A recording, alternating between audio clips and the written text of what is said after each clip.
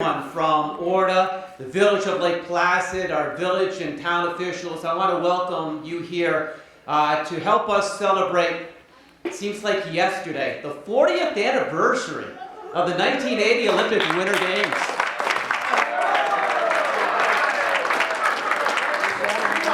Dream on!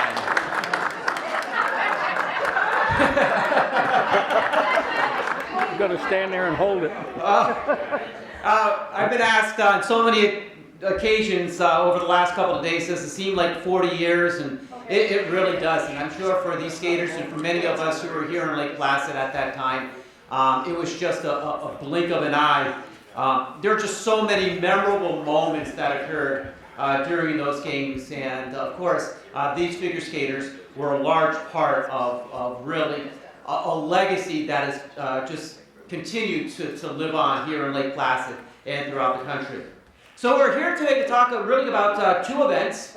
One is from 3 until 5. We have Scott Hamilton, and Scott Hamilton's going to lead a group of these skaters as well as community members into his Skate to Eliminate Cancer event. It's a frozen 5K skate-a-thon, and it's the Scott Hamilton Care Foundation's signature event, a not-for-profit event dedicated to changing the future of cancer funding, research, and patient care. To date, he's had over 70 events, and he's raised over $1 million.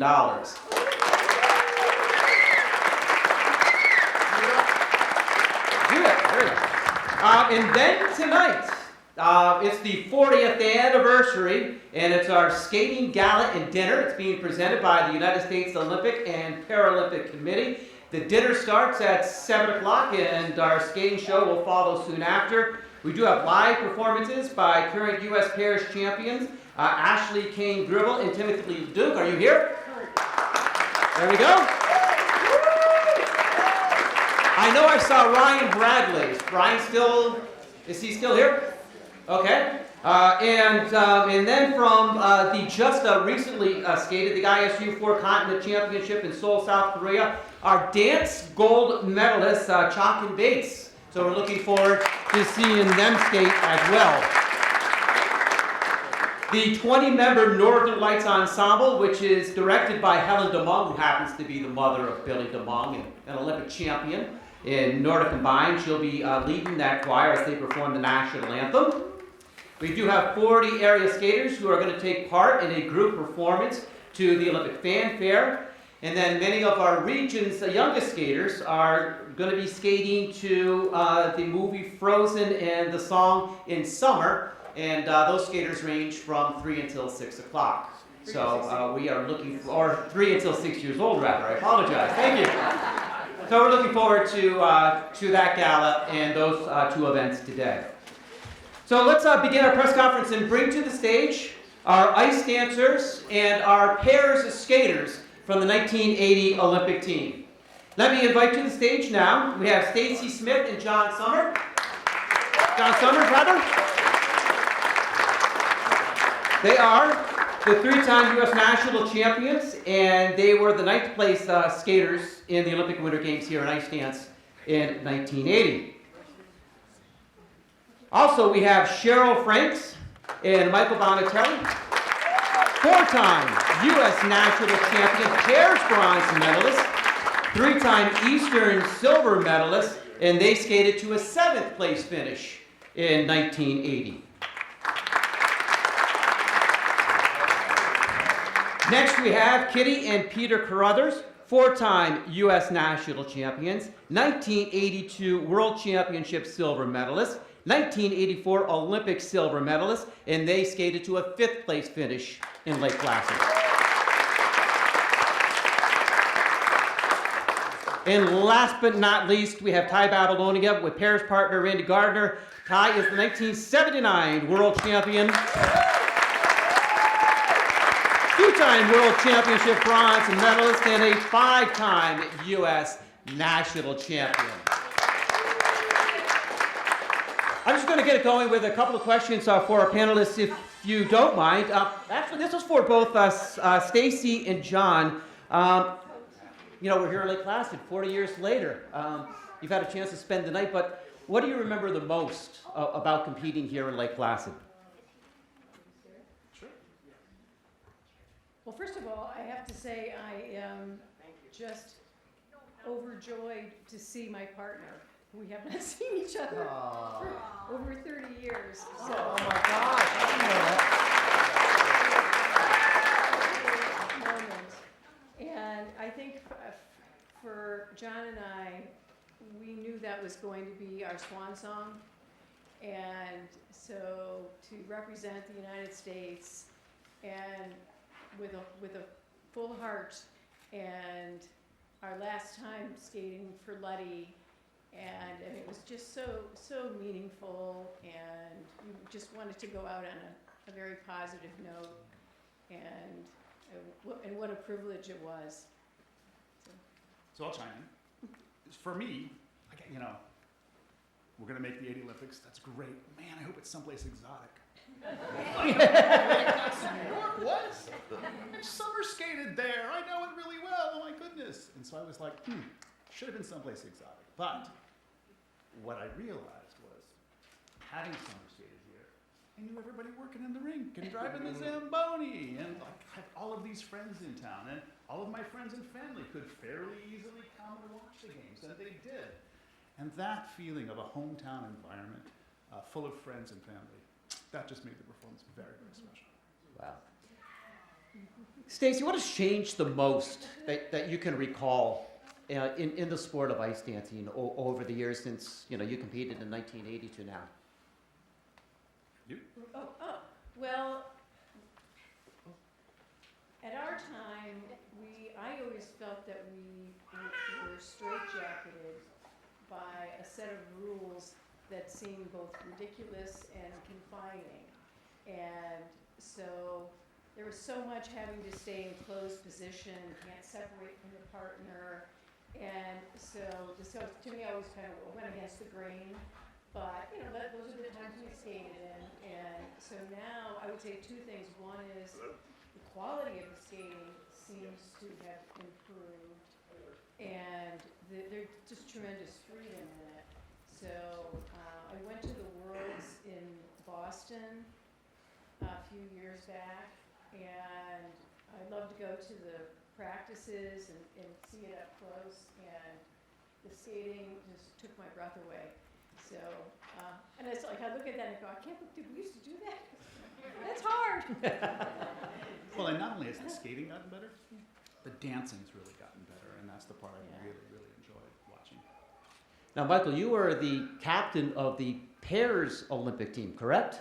Stacy and I are co-captains of the team. So what did that mean to you to be the captain of the pairs team, part of the dream team?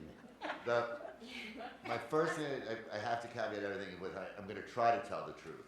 There hasn't been a lot of that going on yet, so why start? It gets catchy after a while. But it was a team that was in each group, in each discipline. If you asked anybody to pick your three that you wanted to go, these were the three dance teams, the three pair teams, the three girls and the three boys, that we just liked being together. We'd all been here to Lake Placid at one time or another. It was all close, and John is right. We had been other places, and it was wonderful, but to be here, be close, where everyone that we knew could really come and make the effort to see it. They're not going to Russia. They're not going to China. They're not going to, they can't. But they could come here and see this group of people. So when I was told that I can be like the mom and dad with Stacy of this team, I couldn't have asked for anything more. It was one of the biggest honors of my life, and I'm going to be officiating at my son's wedding in a month, and it's still one of the biggest honors of my life. By these guys to be captain. Anything that came up, it didn't matter what it was. We could get it done. We could get it fixed. We could make it happen, and we could come out looking like proud Americans doing the best job that we could do. And that's what it's all about. We came together as a team, and all the little emotions, and the moms and the dads and the coming. But this team, and it showed in the medal count, were serious about being the best skaters and the best representatives of the country that they could possibly be. And I couldn't be more proud to be the captain of this team. Wow. That's like to hug everyone. Look, like, who wouldn't want this job, right?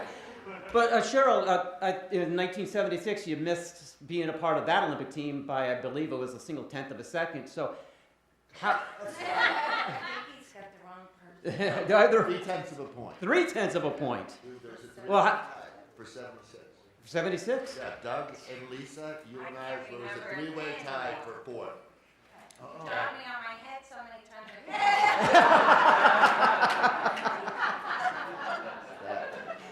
So I was going to ask, how did you grow from that experience? But since you were dropped on your head, maybe you're just learning about it now. Then. Now what I've grown with. I've bought each other for 25 years.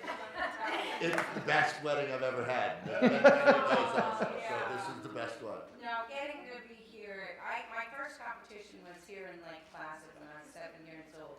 I can't remember the name of the campground that we stayed at. I asked Fawn Ridge. Fawn Ridge. She didn't ask me. Now she Asked me. And then our families, like you guys, you just stole all my line. But our families getting to be here, and then in our starting pose on short program, my Dick Button was saying, oh, she's got a hairpin falling out. Oh, she's got dry mouth in her. She's wiping her lips. And I wasn't wiping my lips. My whole family, my brother, my sister, my mother, my father, everybody was sitting there. I don't know what possessed me to stick my Stick your tongue out at it. Because when you're starting your program and getting that spot, like 17 cameras aren't focusing on you and coming in and zooming in on you, and shows like I this. don't know. I can't. It was beautiful. It was part of the program. It should have had music. Well, for Kitty, there's been some talk really about being in Lake Placid and having the Lake Placid experience and the knowledge and just kind of a comfort level. Was the same for you as well? Because during Skate America, you had skated to a silver medal. So did you have a high degree of confidence and comfort as you came into the Olympic Games because of your result from Skate America? Not at all. We were just thrilled to make the Olympic team. I think it was our second or third international we ever did, and it was in our home country. And Peter and I also skated up here.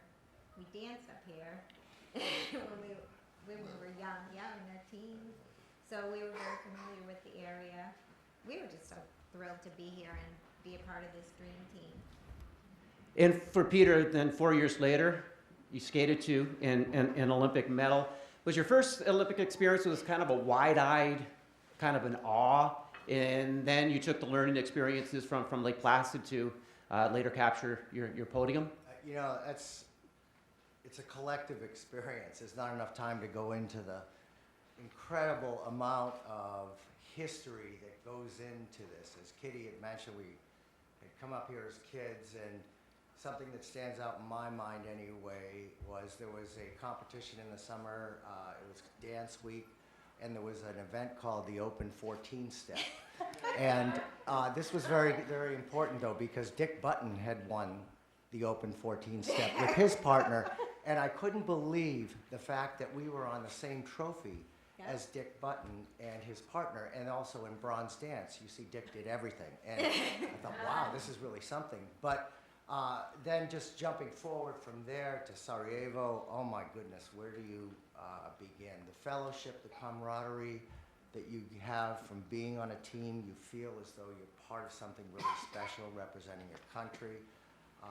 The care and love we all have for each other comes through, but yet we're individuals, we're competing against each other, but we are truly a team.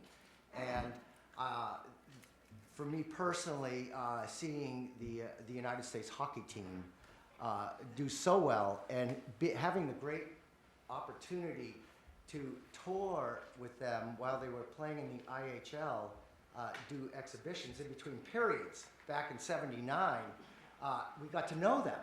So that was really extraordinary. And then Eric Hyde. I mean, to see, be among someone like that, And we get to skate on that today. and see him, and I thought, this guy is, that was Tom Brady to me. He's still, and really, he was extraordinary. But then finally you go forward and you get to Sarajevo, and it was great to recognize all the accomplishments and things like that. But, it really is seeing Paul and, all the people, Claire, our team leaders. There's not enough words to say how wonderful this whole experience is, and so great to be Thank you, back Paul. Team leader. Come on, stand up. Paul George is our team leader. Is Claire here today?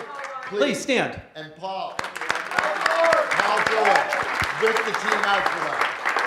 I'm pretty sure he's the only one that can get into his team jacket still comfortably. You know, Yeah, I'm pretty sure. It looks good. what's funny is Peter, you're talking about love and camaraderie. Last night I had a chance to work with Ty in the Albany airport, and you threw around you were just mentioning family last night in our press opportunity that we had in the airport. And you were saying, yeah, you know, these are skaters, and it's so great to be here. But most of all, I'm happy to be with my family. And I know I'm paraphrasing, but can you talk about what it means to you, what this family is to you? Well, it's a bond. No, you don't.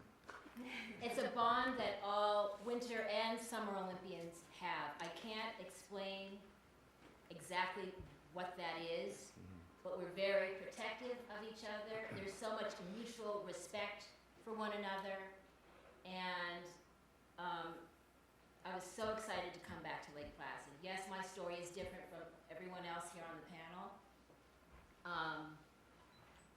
The reason I came back, and you know, Randy and we came back in 2005 for the 25th anniversary, and we skated. So Randy got his closure, and I completely understand why he's not here. So don't judge. You know, he has his reasons. I know when to push, and I know when to pull back and not go there, and this was one of those times. So, but I knew in my heart I wanted to come back and thank this beautiful town of Lake Placid. That night was so confusing, sad, but the town and all of you helped us to get through it. And so that's why I'm back, to thank you. Am I talking too much? No. Oh, it's great. The microphone is yours. I come back, you know, I embrace what happened. I know it sounds crazy with the injury and withdrawing, and you know, but that's our history, that's our story. Over the years and through a lot of therapy, I have learned to embrace that incredibly crazy evening. Everything happens for a reason, and there's nothing we can do. As Mabel Fairbanks, my first skating teacher, always said, tomorrow is not promised. It could happen. Scott, you're gonna make me cry. It can happen to everyone or anyone. So be in the moment and embrace, you know, your family and your friends and your sport. But so that's my story. All right, press conference over. We can't top that. That's it, right. Thank you. Let's open it up to some questions from our media and guests. If you could raise your hand, identify yourself, speak loudly so we could all hear, and identify the individual or individuals that you would like to speak with. Andy? Andy Flynn, Lake Placid News. With the 40th anniversary, we talked about the past, the present, and the future of the Olympics here in Lake Placid. And collectively, we find that as Lake Placid's Olympic legacy. This is open to anybody and everybody who wants to answer this. How would you define Lake Placid's Olympic legacy? I think that Lake Placid was a place that we all came, that when we were little, you saw pictures of great athletes up on the wall. I can't find Gordy McCown's flying sit spinner. I'm looking for Gordy McCown's flying sit spinner picture. It's not anywhere. But we came here and you'd look up and it's 36 and you'd see Pierre Brunet and you'd see these names.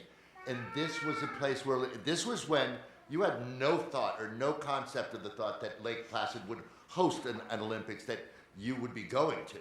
I mean, we were 10, 12, 14. It still hadn't been done yet. So that thing was, Can you tell everybody what you told me in the room? An interesting fact about the Olympic team in Lake Placid. there's a thing that I used to go around calling 1980 turned 60. We're gonna come back here in 40 years, and we're all, well, the girls aren't, they're in their early or late 30s. But there's no more of a lot of things. We've got some new sports in Olympics, and that's great. But at the time in 1980, the sports that we did, we medaled better, we competed better, and we performed better. We had 3 sets of siblings on that team. It was the last time it was a true Olympics with true amateurs that had to go by all the rules. Like, no interpretation, no, you can say this or one country can do that. 5-minute long programs. 5 minutes. Yes. Right? I mean, Yeah. and it's just too. But it's also, after the boycott, the wall came down. So then we didn't have those USA and USSR practices because alphabetically they put you on the same rink as your toughest competitors almost all the time. And that was a thing of beauty because you don't know what you can do to win unless you know how you have to win. And those people showed us in many different ways that this is what you have to do to win.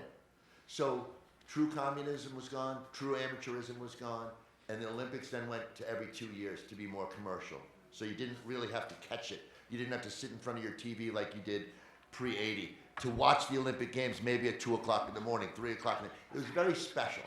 And about skating, I missed 6.0. I missed 6.0 so bad. Because I'm sorry, I love all the skaters. All right. I've been told I did a great job. So let's pull it back to Lake Placid. What's really been special for me, especially coming here as a kid and then coming here for the 80 games, as you said, Mike, this was the 32, home of the 32 Olympics. Yeah. And to see a place that was so special to the 32 games and then have the 80 games come back. And what's special to me about Lake Placid, like you watch these modern Olympics, they set up all this stuff and then it just kind of gets torn down and goes to waste. And Lake Placid didn't do that. Thank you. It really changed that tradition, and I think that's very special. It's true. You know, I had the great fortune of traveling and broadcasting after 84, 88, 92, 94, 98, 2002, and 6, and 10.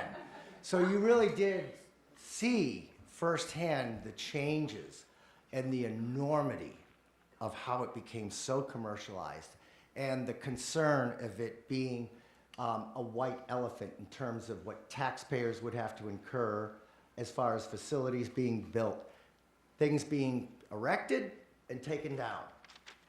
In Albertville, France, they were up, taken down. They were more economical about the way they approached the Olympics. But I would say on a personal level, for me anyway, the thing I miss the most about all of that, going from 80 to 84 all the way up, it wasn't a village anymore. You couldn't just walk through town or drive through town. This was the last village Olympics as far as Winter Games go. And then it was cities. Venues were really spread out. Athletes were spread out. Everywhere. But this was a place where you could go to the Swiss shop, sweater shop. You could walk. My parents drove. Yes, yours. And I was asking Mr. Santee, I said, how did you get in here? He goes, well, we came down through Canada, we drove in, and I said, you can't drive anywhere near a games anymore. Our parents did that, and they got to stay in houses around here and little places. So I would say it's the charm. The charm was there, and we got to experience the last of it. Sorry for the young ones out there. Stacy, you wanted to add? Yes. Well, Lake Placid is ingrained in my life story, and I began coming up here for the ice dancing competition. And as soon as I learned how to drive, so I was 16, I would take a 12-hour drive myself to come up here, and which is just an amazing experience to have that kind of freedom and all this time to take stock in my life about where I was headed. So these long drives became rituals of thinking about where I was headed. And the other thing I would say with Lake Placid, there were so many skaters that came of age here. So we weren't here, I mean, I was never here with a parent.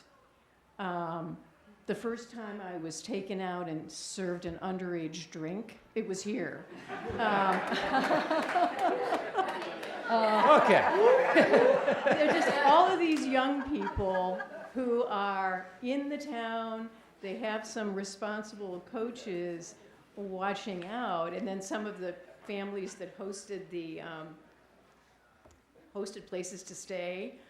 Somehow it kept the lid on, I would say. It kept the lid on, but we just came of age up here.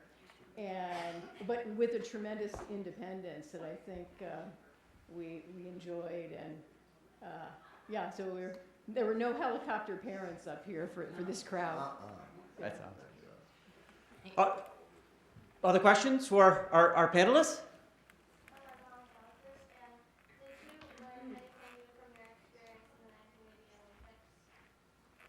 Did you learn anything new from your experience in 80?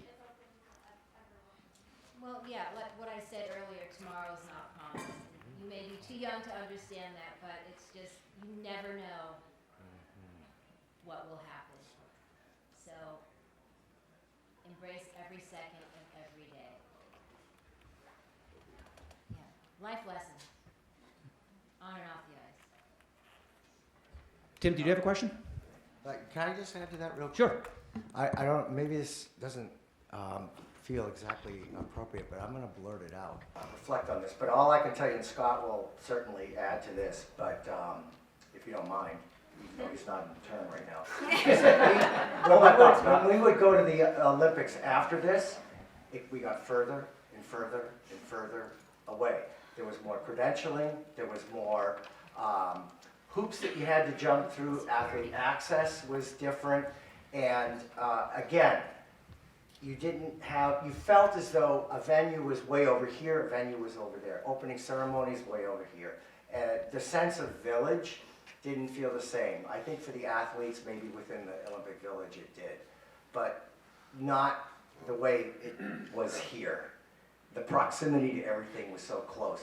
The roads going in, the buses, and the security changed dramatically in '84 in Sarajevo. I'd never seen armies with automatic weapons around a barbed wire fence with the Olympic Village, and then that just increased more and more and more. But really, it became huge, and it's become commercialized. And it's not, Michael had a good point. We've added a lot of sports. We've added There's sports. a lot of sports, and not necessarily do those reflect to the American public's thirst in their ratings for television. None. Or participation. We had Super Bowl ratings. We beat the Super Bowl in our Olympics, and it was the last time. It was the only time the Super Bowl ratings had ever been beaten. But it's turned, when we were Olympians, even though we're our dream team, we're fairly insulated. Everyone in skating knew us, and the Ty Babylonias and Scott and Charlie and the bigger names that were coming into it from previous Olympics and stuff like that, they were known, but again, in a small community. But then the next two Olympics, when you add names like Larry Bird and you know, Maxwell and all these guys coming, and they're staying at a villa, it was so hurtful to me. It was really hurtful to hear this reporter going, and I heard your village costs $12,000 a night to stay at. Well, he should have been in the village. You're an Olympic athlete, but no, when you're pros and you have special and all the security that has to go along with maintaining $1 million huge superstars that are walking around, they go and hide. They go and run from the public. And we were just encapsulated in this little village, and Olympics used to be a bunch of athletes that you maybe never even heard their name until that year, and you wouldn't hear another name until 4 years later.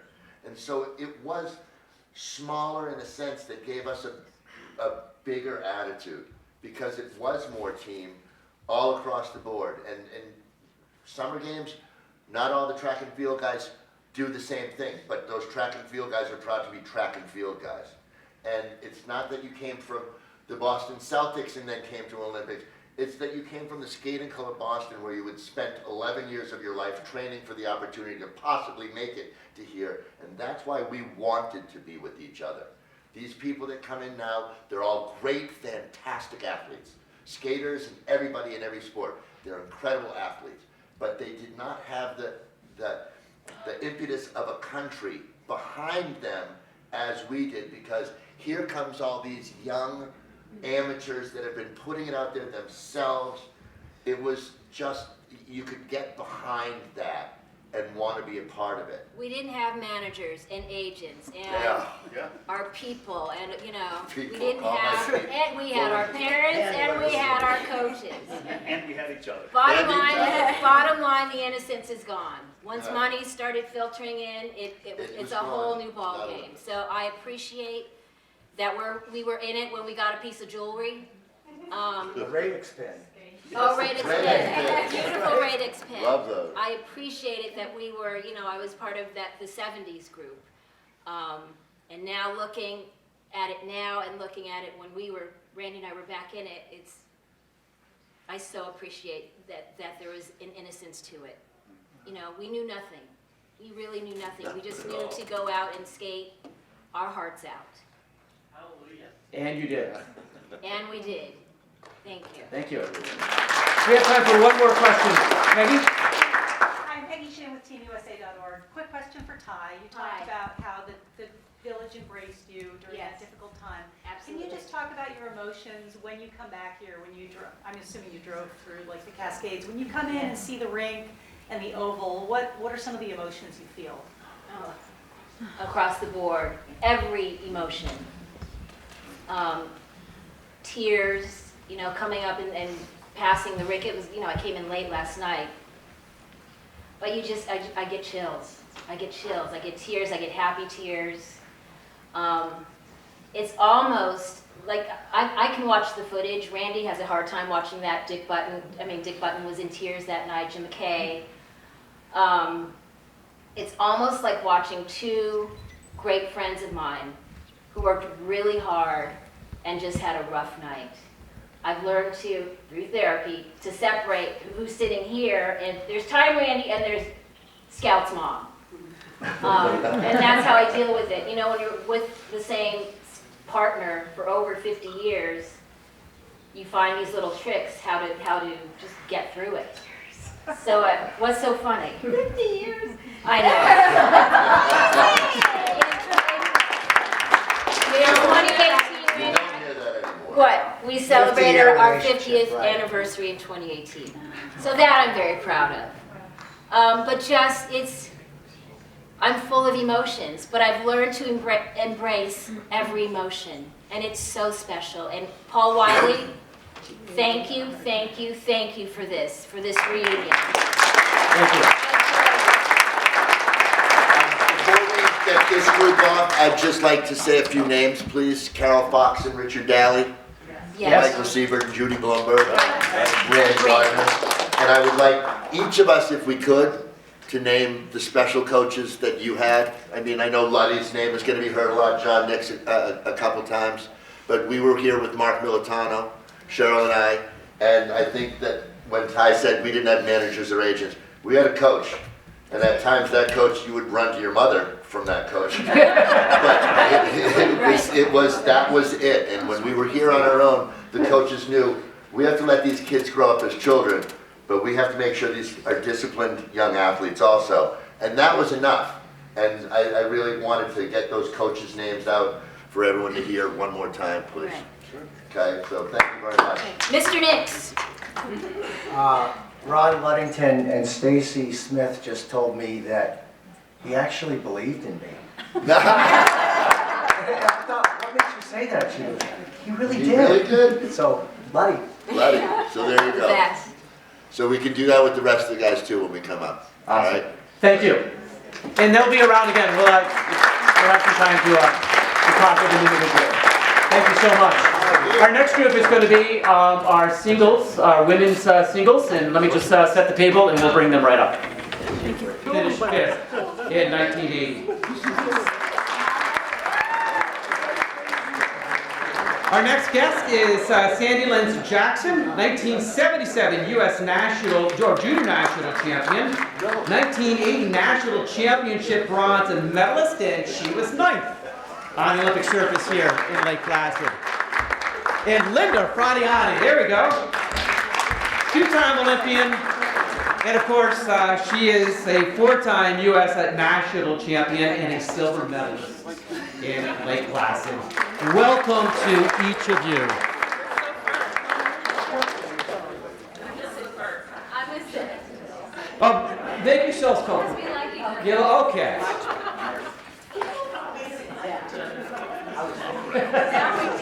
Well, your family is nice as, right.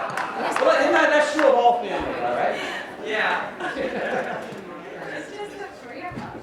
Yes. Come back to follow. I'll just ask a couple of questions to get it going. I think first, Lisa, I asked this question earlier, but you won Skate America here in Lake Placid. Did it kind of give you a home ice, a home field advantage, a self of confidence when you came to compete in the games? I came back to the Olympics kind of in a numbness. Skate America, back then called Flaming Leaves or Norton Skate,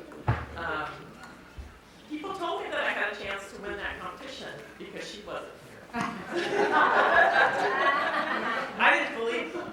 And when it happened, I was somewhat overwhelmed by it. But coming back as this team, Ty said it perfectly, you never know what's going to happen.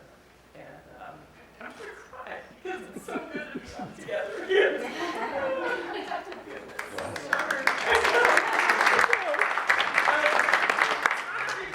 Not every time, but yeah, the opportunity to see the people that shit really three of us, right? So anyway, sorry, I'm a weeper. So coming back for the Olympics, the big moment is when you get off the bus and you have to go through the warehouse that has all the costuming for uniforms, clothing. And that was the first moment where you go, holy cow, I'm here. And then that night of opening ceremonies, when we absolutely froze to death. We froze to death out there in that stadium. That's Coached by Sears. Boots by, I don't know. but we froze to death. But that, we all survived it and went on to have the best 2 weeks of our lives, really. So, I hope that answered your question. That did. I think I'll follow up a little bit with Sandy. Just, the emotion. You came from being the 1977 junior national champion to being an Olympian in 1980.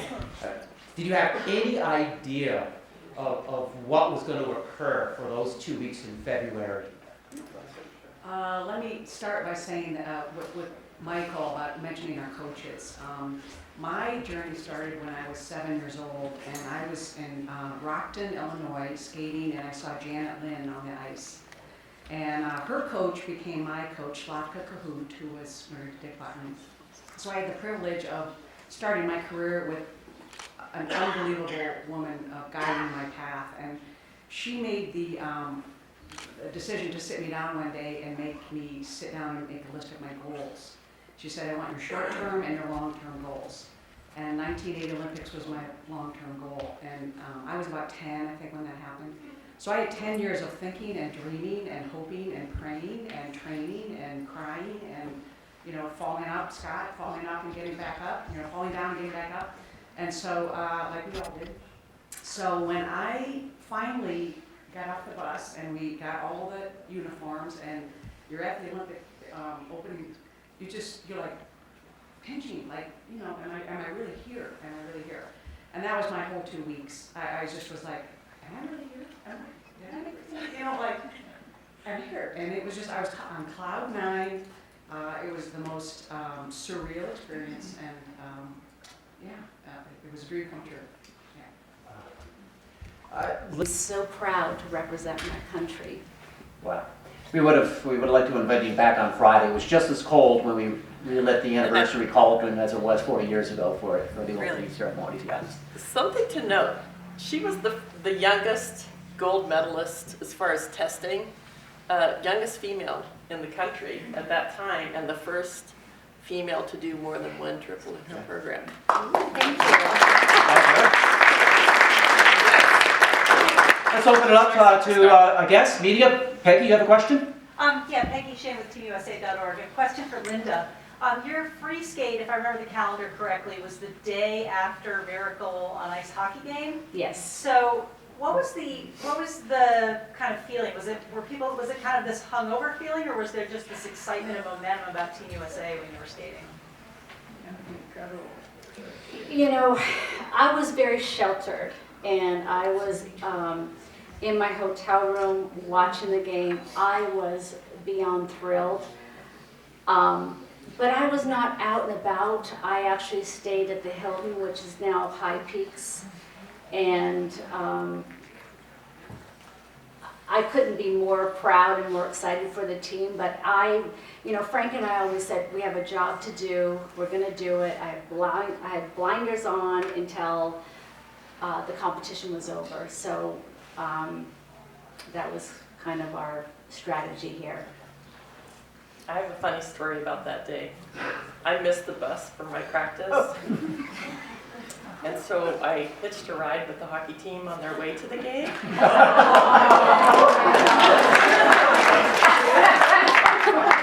I bet they love that. So I take responsibility for the win. Now it have nothing to do with the speech then. Is that what you're saying? They were all very, very endearing, and I sat with Jim Craig, and we just talked about how you handle it, and no, it was a great moment. It's a lot And the of fun. strategy of winning. Yeah. Other questions for our panel here? Paul. Yeah, I'd like to ask a question about school figures, because that was part of the sport then. And just talk to you about like how do you feel about them? How did you feel about them? What kind of shaping influence do they have on your life? I'll start because I was just here 5 years ago for the inaugural school, I don't call it school figure, the figure competition, the world figure competition. And I hadn't done figures in 35 years, and I get the call from Karen Cortland, and she asked if I would participate. And the journey of getting back into shape to even be able to do those figures was amazing. Just the strength and the balance and the accuracy, because I teach every day. I'm on the ice 6 days a week teaching skating and demonstrating a lot. But the school figures training, I was doing like 3 and 4 hours a day just to get ready to come back and do this competition. I couldn't believe how out of shape I was. And not even trying, I lost about 7 pounds just by the straining and the holding and the muscle control of your body. It was just interesting to me that such a aspect of skating is kind of put away right now. And I was sad. I was touring with ice shows at the time when I heard that the figures had been discontinued, and I thought, how sad that, you know, I consider it like scales in music. You know, you have to learn the fundamentals and you have to do the scales over and over. And it was just, it sets the foundation for a better skater. And I think, you know, there's unbelievable talented skaters out there now, but the school figures just laid such a foundation. And for me, getting ready for this figure competition, it was peaceful and quiet when you're skating, and you could hear yourself skate, and you could hear what your edges were doing, whether you're clean and quiet or scraping, and that's all gone. Most of the freestyles I teach on now, they got the music blaring, and I'm always the one going over there to turn it down or turn it off. I said, just listen to yourself skating. And that's, I think, a discipline of what the school figures taught us. And I miss it, and I still teach a figure class once a week at my rink. And my adults love it, love it. Imagine a ballerina without doing her bar exercises. It wouldn't happen. I still have the compulsion to get out and do paragraph loops every time I put my skates on, so it's still there. Yeah. I really miss school figures. You know, for me, I also taught skating, and I would be teaching a student footwork, and I would say, we'll do a bracket here and a 3-turn, and the young ones would look at me like, well, what's a 3-turn, what's a bracket, what's a counter? And without school figures, they don't know what that is. We've tried to replace it with moves in the field, and I'm not sure if that is really the answer. I also miss the old scoring system that we used to have in place, the 6.0. I think the audience is still looking for that ultimate score. I think it's a little confusing for the audience to try and figure out this scoring system. I know it's confusing for me. It's confusing for those of us who are technical specialists. It's okay. So anyway, but I do miss school figures also. And I still like to do them. I still have my patch skates. All right, well, we'll let Lisa and Sandy and Linda free. Again, they'll be available for a brief individual or guided style if you have any other questions for them. Thank you. I'm going to clean the table and we'll bring up our last panel, our men.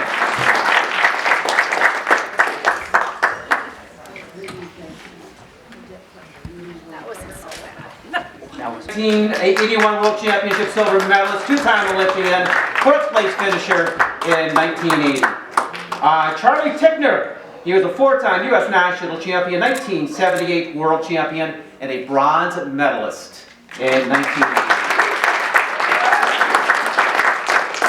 And Lake Placid resident, I'm sorry. Yeah, really, almost. Seems like it. Scott Hamilton, of course, winning gold in 1984, and he carried the U.S. flag into the opening ceremonies here in 1980. And as I said, Scott's also very much, it's his foundation that from 3 until 5, we'll have a lot of people skating laps around the Olympic Oval. Laps around me. You're on the ice too, right? Of course. Well, since I have your attention, tell me a little bit about the foundation, the cause, the purpose, how it got started. I know some of, actually most of the team had met my mom at some point, and she was the center of my universe. She sacrificed everything for me to be a skater, and the day she lost her battle to cancer was a real honest fork in the road for me. It just sort of woke me up, and I decided to dedicate everything. Every time I was on a session, every time I was anything, I dedicated it to her. I was going to be late for a figure practice, honor her, be on time. If I didn't want to do a long program, honor her, run through your program no matter what. And it changed my skating dramatically. But on the day that I lost her, I became a fundraiser. I thought if I could raise money through skating or whatever to find a cure for her cancer, then I would know why I was born. And then 20 years after I lost her, I was diagnosed with cancer. And it was there that I realized everything that was missing in the cancer community and how fractured it was and how dysfunctional it was. And so I sort of went from fundraiser to activist. And I created a lot of programming to support patients, information, emotional support, intellectual support, and then lots of research. And almost 6 years ago, we launched CARES. It was at the Cleveland Clinic as an initiative, but 6 years ago, we launched this to become a dedicated foundation. And our entire platform is to treat the cancer and spare the patient harm, which is not really what the cancer community is about right now. So we really, through all my travels and all the people I've met, I understand that an immune response to cancer is truly the future of cancer treatment. And so our entire focus is partnering, through our Skate to Eliminate Cancer program, we partner with local communities to raise money for cancer research on the foundation side, but on the local side, it's to whatever their greatest need is in their cancer community. And I'm really astounded to announce that what we were hoping would be a $10,000 raise just went over $60,000.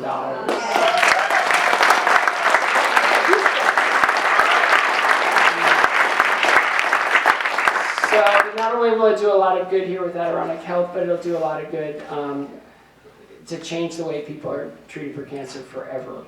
Our cancer ribbon is upside down, which I spent most of my skating life upside down.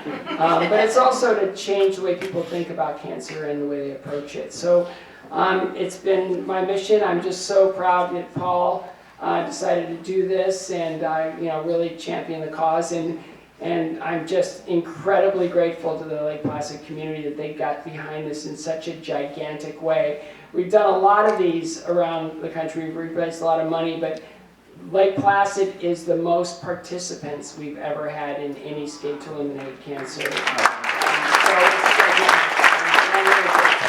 the primary benefactor of this will be Adirondack Health. Yes, their patient support programs. And I believe, Ty, I'm just going to put you on the spot. You said last night you're number one. You raised the most? No, Kitty. Was it Kitty? Kitty, yeah. Oh, Kitty. Oh, I'm sorry. Okay, there we go. URL, Scott. Oh, scottcares.org, or they go on myskate.org, mysk8.org to register. /Lake Placid. /Lake Placid. 2020. Okay. Meet Paul at the press conference and give you everything. It's kind of like he's helping you mannequin, right? Yeah. Excellent. So it's really an amazing accomplishment. Again, just this community, and it's not a large community. I mean, you know, it's you get into the bigger cities, you have expectations, and this one's just it is truly jaw-dropping what this community has done. So I'm really grateful. David, figure skating's a family thing, right? Your brother James skated as well. Were you guys pretty competitive on the ice growing up? Well, I don't know about me. My brother's competitive. I'm not really known as a competitive guy. I was really mad when I found out that Kitty passed me, so that tells you about my competitive nature. Because I was the early leader in the fundraising department, and then she passed me. So, but I know it's crushing for me.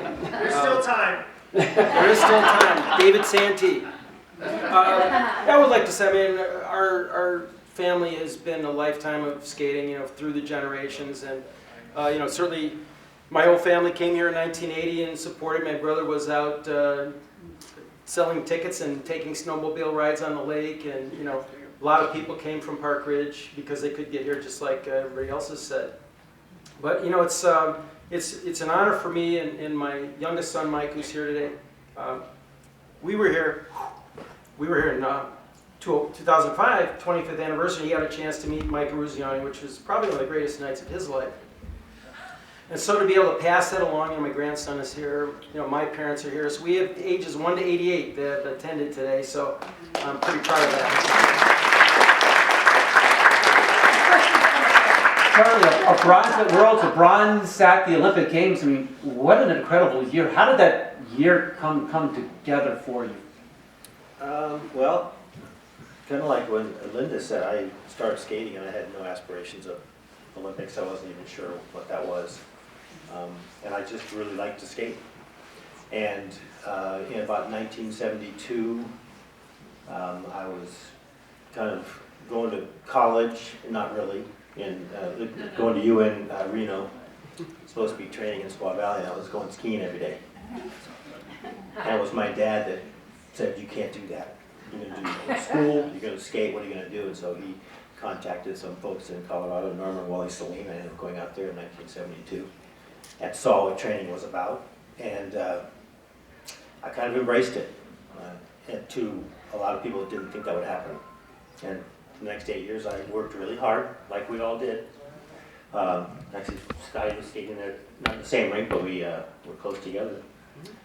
And that's how it all came about. And I was supposed to make the 76 team. I was, what was I, Michael? What did you call me? What was my name? Gramps. Yeah. So, yeah, I had t-shirts that said Gramps. Because I was the oldest one. I was supposed to make it in 76, and that would have been it. And I didn't make it. I was leading after the short program, had a rather bad free skate. Dropped out of, I wasn't even an alternate. And again, my dad stepped up and said, you know, don't quit. That wasn't you competing. That's not really you. Get up there and show them what you can do and see what happens. And so for the next 4 years, I worked really hard. And I gotta say, you know, the way you respond to things, like Charlie, the way he responded to that that program in '76, I've never in my life seen an entire panel of judges give a standing ovation to its next year's national champion. But you know, that was my first year in seniors, and watching Charlie, everybody, I mean, every single judge stood for him and applauded at the end of his program because it was inspirational. It was just awesome. And to have someone out there to have someone like Charlie leading, us, was just, there wasn't a better representative for men's figure skating at that time. And watching him win in '78, that was my first Worlds, was just awesome. And just to be on the team, like, I always joke, I was like a third guy in the 3-man team. I was a tourist. I really was. And then to be able to cheer on Charlie and see him medal at that Olympics was just, it was just perfect. It was awesome. And I was the beneficiary of 1976. I took the spot. And I think we can also, yeah, we can, thank you, by the way. 40 years later, all of you have come down. But I think we can safely say we learned so much about ourselves in those next 4 years. We all went through ups, we all went through downs, we persevered. I think it's an amazing thing that all three of us are in the U.S. Hall of Fame, which is, that's quite an honor for me. I feel like I'm the low man on the totem pole because I'm only a world silver medalist. But I just feel like I was inspired by, Scott and I have been friends since my first competition in Bowling Green way back in 1832. Right before the Civil War broke out. When you both had hair. Yeah, there's overrated. Let's open it up to our Tim. Tim Reynolds of the Associated Press. Scott, I have to preface this by saying, when I called home this morning, I told my wife I was going to a press conference with Scott Hamilton. She said, tell him I love him for everything that he's done. And then she just said, well, you have a good day too. So congrats on that. You've skated all over the world, obviously, and we all know why. We all know that Lake Placid has survived and thrived, not just 40 years, but really going back to 32. I mean, it's remained part of the landscape in winter sport forever. My question is, how vital is it for Lake Placid to stay on the map, for Lake Placid just to remain a viable part of the winter sports world? Lake Placid represents community. When we have a figure skating community, we have this dream team, that really just willed each other onto the team. And I came to Lake Placid the first time, and it was crazy. This is 40 years past the Lake Placid 1980 Olympics. My first visit to Lake Placid was like 40 years after the first one, which just boggles my mind. And just everything that has happened in this community to make this thing happen. I mean, 32 and 80 Olympics. They've hosted 2 Olympics. How many cities have done that? No, not many. It's 2 others. 2 others, yeah, good. Thank you. But you look at it, and I think there was a CBS Sports documentary done in the last Mayberry Olympics where really the community came together as a community to build this Olympics. And Reverend Fell was the chairman of the local organizing committee, and you look at all the roles that everyone played within this community to make that Olympics happen. And I don't think, again, it kind of like Sarajevo was bigger, and then you got into Calgary, which was gigantic, and it just sort of like spiked. But I think Lake Placid and what happened here really ignited greater interest in the Winter Olympics. I really think when you can see the miraculous things that happened, not only with Eric Heiden winning every single race at every single distance, which will never happen again, to the hockey team, which came, the underdog. I mean, talk about David versus Goliath. It's like, wow, we saw it. And since that game, I think at least I've met 80,000 people that were in the building that day. It's one of those, right? Yeah. But I remember walking the streets. I remember it was super cold, and then it got super nice, and everything was slush and melting and awesome, and just the village and how much we enjoyed that, and just being, wearing the colors and wearing the rings, and what a thrill that was to know that we were an Olympian forever. And just hearing the roar of the audience at the opening ceremonies when the team marched in, it was just, those things you never forget. But it's also, the fact that it was the last one of its kind. That, it's gotten to be now billion-dollar television revenues just from the United States, which means it has to be spread over 5 networks 24/7 or 24/16, right? And it's definitely a different business model, and I think the Olympic movement, the Olympic identity that Lake Placid holds is unique, and well-deserved, and I'm really glad that they celebrate it, hang on to it, invest in it, and allow it to continue to not only just be what it was, but be hungry to expand its offerings as far as a training center and as far as a home for the Olympic movement. So I think Lake Placid, for all of us, will hold an enormous place in our hearts, but I think that's just gratitude.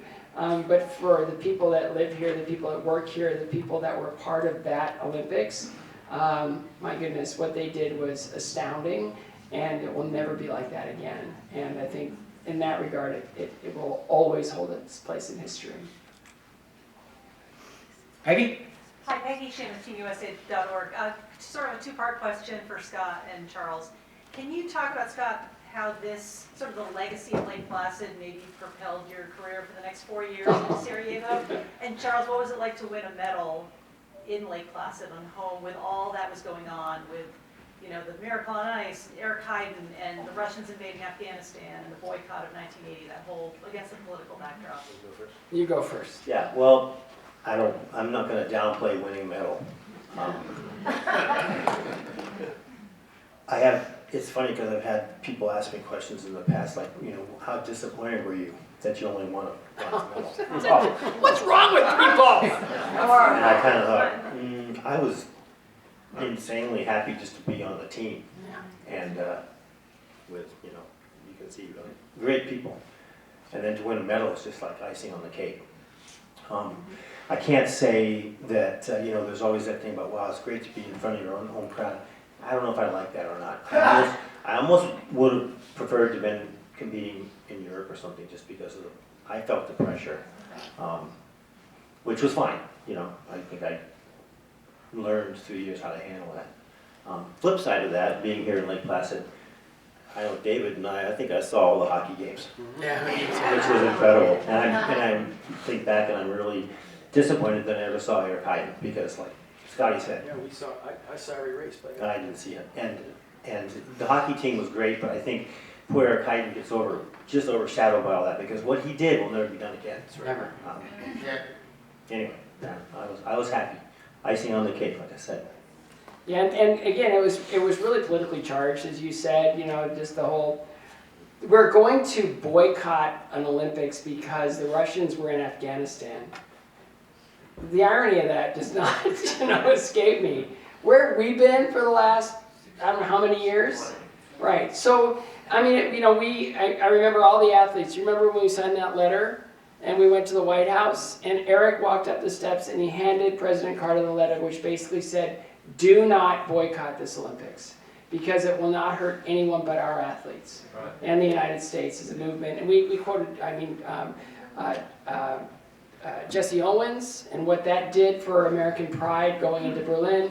I mean, all those things, we really wanted to protect that, and we couldn't. And it was a shame because I knew a lot of those summer athletes, and their lives were impacted forever. And the promise of like what Kurt Thomas could have done in gymnastics at his peak, and it was tragic. And I do think when politics enter the Olympics, it's a shame. It shouldn't enter the Olympic Games. It should be immune from that. I mean, the Olympic movement is really the only movement in the world that can tell countries to lay down their arms for those 2.5 weeks, and they will. No one else can do that. The Olympic movement can. Going back to what it meant to me personally, I was just really, just to be an Olympian, just to be named to a team was beyond anything I ever would have thought to dream, and it happened, which was really amazing, and it took a lot of effort for that to happen. I had to beat the number 5 skater in the world in order to be on the team, which was a pretty steep climb. But the next 4 years, it was funny. Charlie mentioned that we both lived in Denver, and the Denver Figure Skating Club were doing a spring ice show, and Charlie was, of course, the star of the show. And I went and I sat in the hockey box. Remember that? I was sitting, and Charlie. He was just like, it's over, it's it, this is it. And he was really, you were very emotional about, that being your last amateur performance. And he said, thank you so much for being here to support me. And it's like, no, I had to make sure you were gone. It's like, but it was that morning I woke up and I realized that, Robin Cousins, the gold medalist turned professional, and Jan Hoffman, the silver medalist, went to medical school, and Charlie, the bronze medalist, went to, turn professional, and it was like all I had to do was wake up in the morning and I'm ranked second in the world, which is a pretty darn good cup of coffee, and it was, I was get to compete with somebody that I love and admire, David Santee. He was the guy. I mean, he was this wonderkind. He was on the podium when you were 12 years old. 13, yeah. 12, you're right. Yeah, 12 years old. I'm not a historian. But it was like, David and I were friends from 1968. He was pretty much the first guy I ever met, like, as a peer in skating. And so just being, able to go to the next year's competition season ranked 1 and 2 in the world was amazing and wonderful and awesome and exciting.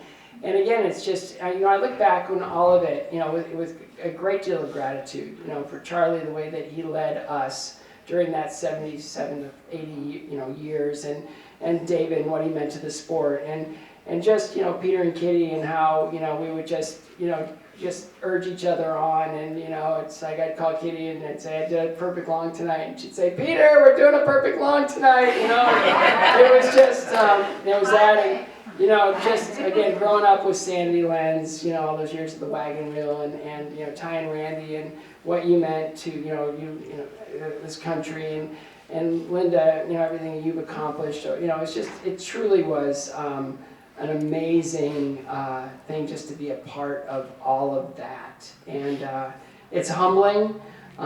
There's just nothing but gratitude is all I feel, and just to be given the opportunity to come back to Lake Placid, thank Paul and for his leadership, helping us achieve our goals, and the cruel nature that Stacy and Michael told me that I was carrying the flag in the opening ceremony, which was torturous. That was mean. And it was really mean. They basically made me think that I was being thrown out of the Olympics. Like, you've really done it this time. I didn't do anything, I swear I didn't do anything. You've really done it this time. And I know I didn't, I swear I've been on time or everything. I've never been perfect. What's new? Okay. So, it was memorable on every level. And I think that's one of the base reasons we're here, is to celebrate, 16 of the greatest days all of us got to experience, and just to celebrate on a day like today is remarkable and awesome, and thank you, Paul Wyatt, for making this happen. We'll take one more question from Andy, and then we'll break them up for a few moments here, for some individual or some gaggle stats. Thanks. Andy Flynn, Lake Placid News. We talked Dream On, the Dream Team, your Olympic dream. You all had Olympic dreams. Lake Placid and the Adirondack region has sent at least one athlete to every Winter Olympics since 1924. There are many people out there, aspiring Olympians. People have their own Olympic dream. Maybe start with Scott and go over for everybody. What advice do you give the next generation of aspiring Olympians who have that dream? It's just about showing up every day. It's about being bold enough to, put this on your calendar and saying, I'm working towards this.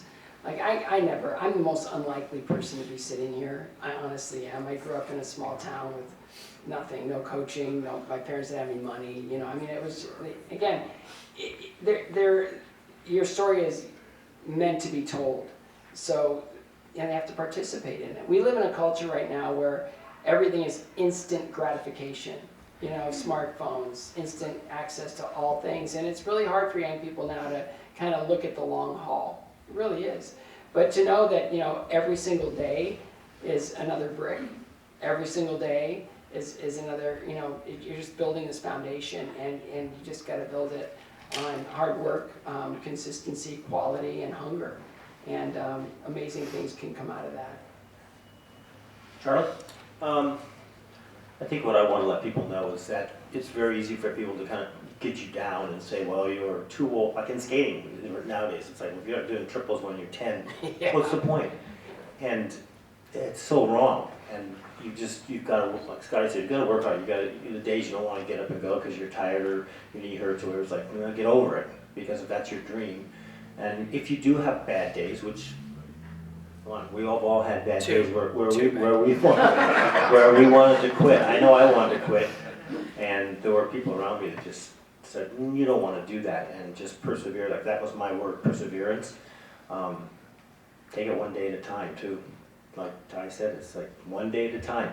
Be happy you're able to get up and go skate, and work hard, and the whole instant gratification thing, it doesn't come quickly. You got to work at it.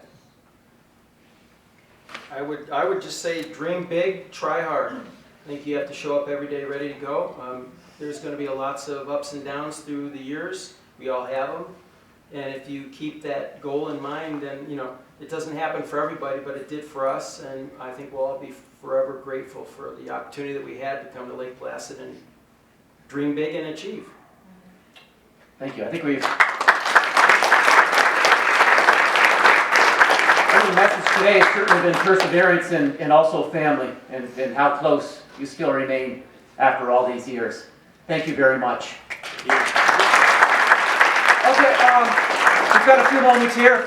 Media would like to have some one-on-ones, or again, gaggle style with our skaters. We'll do that, and then we're all going to gather, and we're going to make the voyage over to the 1980 Olympic Arena, where Paul Wiley will have another